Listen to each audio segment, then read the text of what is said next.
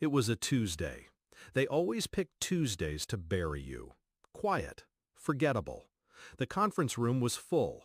No one would meet my eyes. Not even her. My wife sat 3 chairs down, scrolling her phone like it wasn't happening. Across the table, her sister cleared her throat. "We're restructuring," she said. We. Interesting word. I stared at the termination contract. Simple. Cold. Standard. And then I saw it. Clause 17B.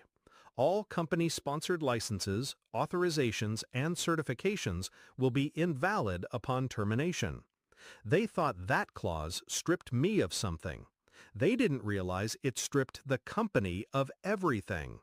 I closed the folder, smiled, and signed. It started 6 months ago. Little shifts. My wife came home late from strategy dinners she never used to attend. Her phone was suddenly face down. Her laugh turned from shared to secret. She stopped touching me the way people do when they want to be seen. Her father, the CEO, began avoiding direct meetings. I'd built the operations side from the ground up, but suddenly I was left off invites.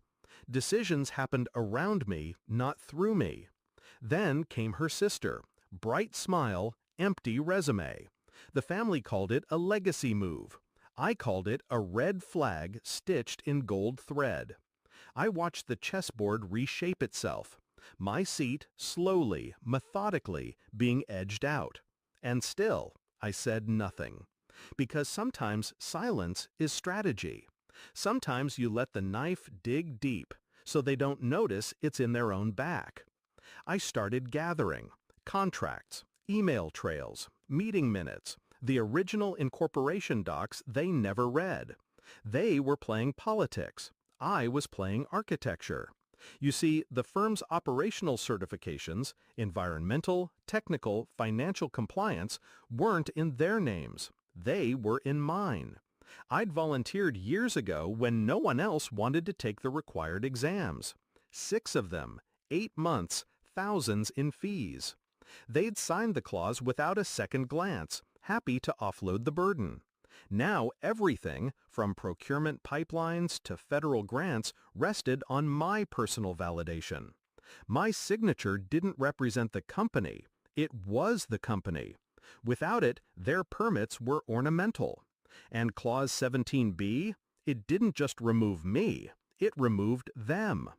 I ran simulations, quietly triggered notifications to governing agencies, watched internal systems flag compliance errors, like dominoes lining up behind glass.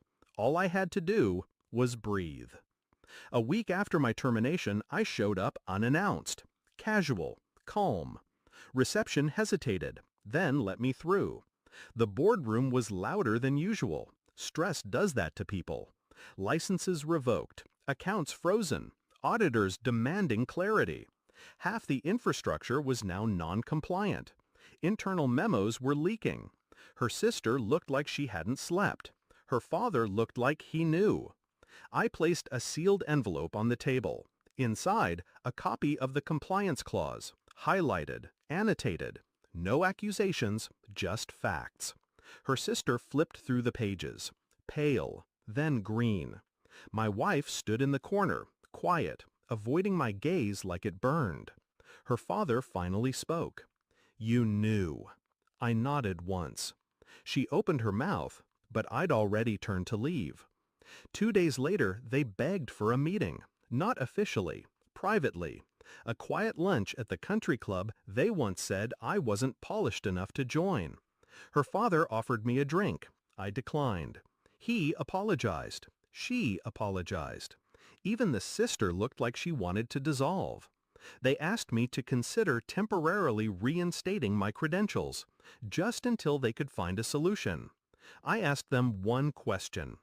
Do you remember why I signed the contracts under my name? They didn't, because they never paid attention. They just took. My wife reached across the table.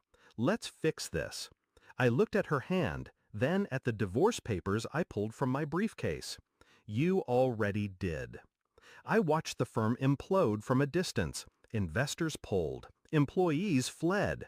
My wife's sister resigned 3 weeks later. Her father issued a statement about unforeseen structural challenges. No one mentioned me by name. They never do when they lose. I moved cities, opened a boutique consultancy, small, precise, profitable. I hire slow, fire slower. My clients sign every clause, every single one. As for her, she sent a letter last month. No return address, just one line. You knew the whole time. Yes, I did. That was the point. I don't burn bridges. I just make sure they only carry one name before I walk away.